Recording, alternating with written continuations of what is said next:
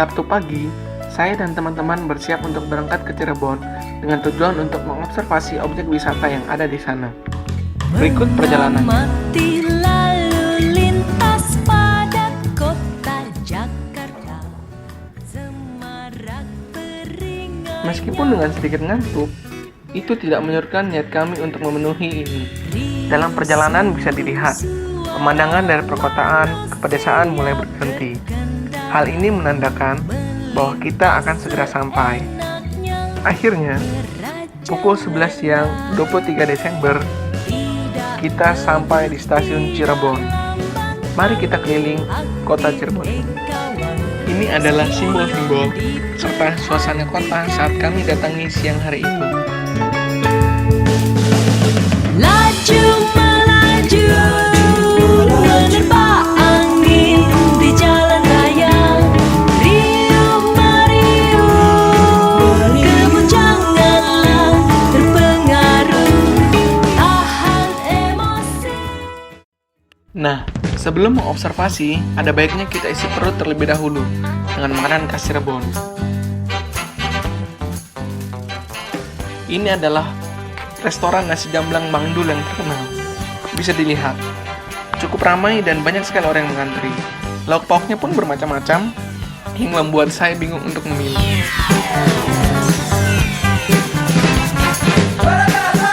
Yuk, kita nikmati nasi jamblang Mang Dul. Senja semakin gila. Ada juga nasi lengko yang sempat kami santap sewaktu ingin pulang. Jangan iri ya, teman-teman.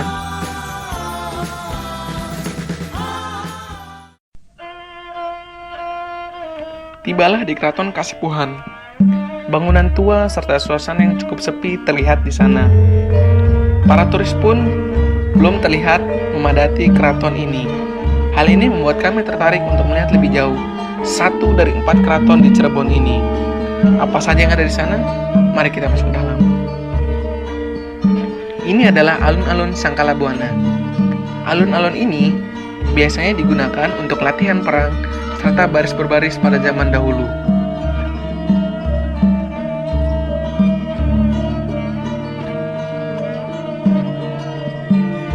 Halaman yang luas ini juga sering digunakan untuk apel siaga bagi para pasukan Kesultanan Kasepuhan ini. Ini adalah pintu geledekan yang terkenal dengan geledeknya. Berikut petikan wawancara kami dengan Bapak Rudi. Awal keraton ini dulu bernama Keraton Pakumwati, dibuat oleh putra mahkota Pajajaran yang bernama Pangeran Walangkusa atau Pangeran Cakrabuana, juga yang disebut juga Mbaku Cirebon. Keratonnya sebelah timur. Nah, keraton ini diserahkan kepada keponakannya sekaligus sebagai menantunya yang bernama Sesari Sededuloh, yang bergelar dengan titulan Sunan Gunung Jati. Nah, Sunan Jati memperluas keraton ini ke barat daya, itu Keraton Kasepuhan pada tahun 1529. Nah, ini alhamdulillah Cirebon ini keraton maupun masjid masih komplit, masih ada. Kalau di Demak sama di Banten keratonnya sudah nggak ada, tinggal masjidnya saja. Nah, ini keraton Kasepuhan ini kebetulan di Cirebon ini paling besar, luasnya 25 hektar. Nah, ini keraton ini mulai dari depan, alun-alun Sangkala Buana, dulu untuk upacara akbar, latihan perang-perangan, latihan berbaris. Nah, di sebelah baratnya ada Masjid Agung Cipta Rasa, itu masjid buatan wali. Dan yang uniknya tiap hari Jumat di situ, tiap hari Jumat itu yang memandang adzan itu 7 orang. Nah, di mana-mana seluruh dunia nggak ada, kecuali di Kasepuhan saja yang disebut adzan pitu, karena yang muadzin itu ada 7 orang. Nah, masuk sini ada bangunan tahan pendinding nah, itu depan utara itu namanya Pancaniti dan Pancarata, dan ada jembatan kecil namanya jembatan Pangrawit, itu jembatan itu. Nah, terus yang sebelah timurnya ada kompleks Siti Inggil. Siti diambil dari bahasa Jawa artinya tanah, Inggil artinya tinggi. Nah, itu dulu tempat duduknya raja dan keluarganya sewaktu melihat acara di alun-alun yang disebut Sabtonan, karena acara itu dilakukan tiap hari Sabtu. Nah, tadi Mbak dan Mas yang beli tiket, beli karcis namanya pengada. Pengada dulu tempat tugasnya lurah dalam, camat dalam, laskar dalam. Nah, masuk pintu gerbang ini yang disebut pintu geledegan. Geledegan artinya dulu tiap tamu masuk ke keraton ini digeledah. diperiksa ya oleh prajurit keraton dengan suara menggelegar seperti petir, seperti geledek. Nah, terus ini ada yang sebelah barat, ada musola yang disebut Langgar Agung. Ini masih digunakan untuk sholat tiap waktu, tapi tiap tanggal 12 Mulud digunakan untuk upacara muludan. Ini di sini dibacakan kitab berjanji, marhabanan dan sebagainya. Nah, terus yang sebelah timur itu ada sumur, namanya Sumur Kemandungan. Dulu airnya untuk mencuci alat-alat perang, mencuci keris, pedang, tombak dan sebagainya. Nah, untuk lebih jelasnya kita masuk aja ke dalam keraton. Mari sama-sama. Adalah taman bundaran Dewan Daru yang memiliki arti, jadilah orang yang menerangi sesama mereka yang masih hidup dalam rasa kegelapan. Di taman ini terdapat meja dan bangku dari batu, pohon Dewan Daru, pohon soka, patung macan yang melambangkan Pajajaran, serta beberapa senapan.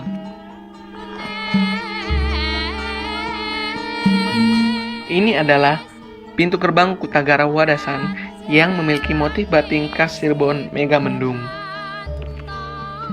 Selanjutnya, ada Jinem Pangrawit yang biasa digunakan oleh Sultan untuk menjamu tamu-tamu agung di keraton ini. Nah, kita sudah berada di dalam keraton Kasepuhan. Bisa dilihat sekeliling, ada berbagai objek lukisan, benda bersejarah, bahkan ada meja rias di dalam keraton ini. Ini adalah porselen di mana berasal dari Belanda pada tahun 45. Yang biru menceritakan kerajaan Belanda, yang coklat menceritakan kisah perjanjian lama. Sedangkan piring-piring berasal dari negeri tirai bambu. Berikut ini adalah Bangsal Agung Panembahan yang merupakan singgasana sultan di sana. Ada pula tempat tidur yang disebut ranjang kencana untuk sultan tidur siang. Nah, besi emas ini digunakan sebagai alat intip tamu dari luar sehingga sultan bisa bersiap-siap. Ini adalah peta kota Cirebon zaman dahulu.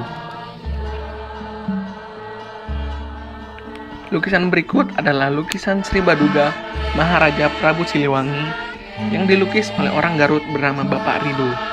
Bentuk Prabu Siliwangi akan berubah-ubah jika dilihat dari sisi yang berbeda.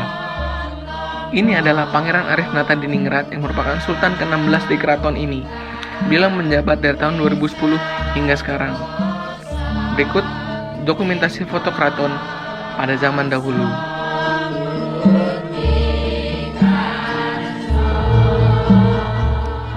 Ini adalah kereta Singa Barong yang merupakan kendaraan sultan yang terkenal. Biasanya dipakai pada waktu tertentu atau perayaan tertentu. Jadi keraton ini berdiri bukan berdasarkan kemauan politis, tetapi berdasarkan syiar agama. Itu satu.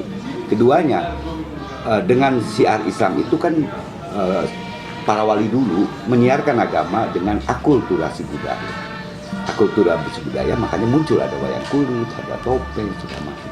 Jadi sebetulnya masyarakat dengan keraton dari dulu masyarakat adalah bagian dari keraton dan keraton itu juga bagian dari masyarakat. Makanya namanya Cirebon itu kan caruban. Caruban itu adalah campuran. Dulu zaman Witana itu adalah wiwit anan umat. Itu cuma 36 rumah. Itu isi penduduk Cirebon itu satu ada penduduk seperti Jawa kita, Melayu ya, Jawa. Keduanya Arab.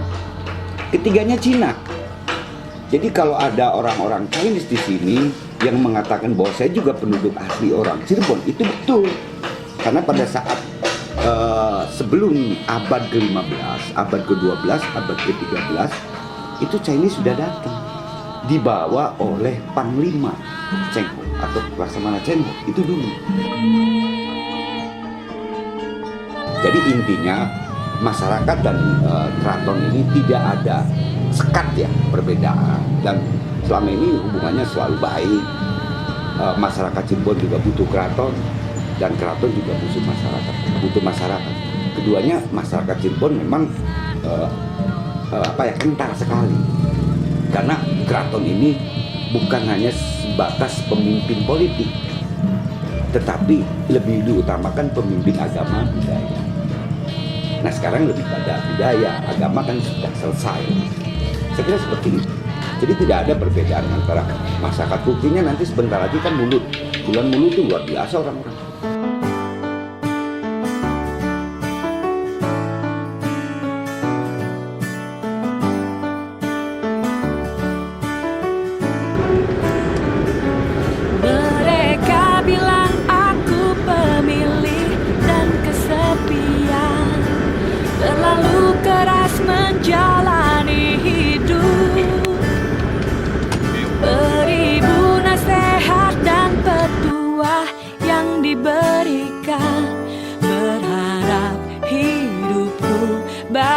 bahagia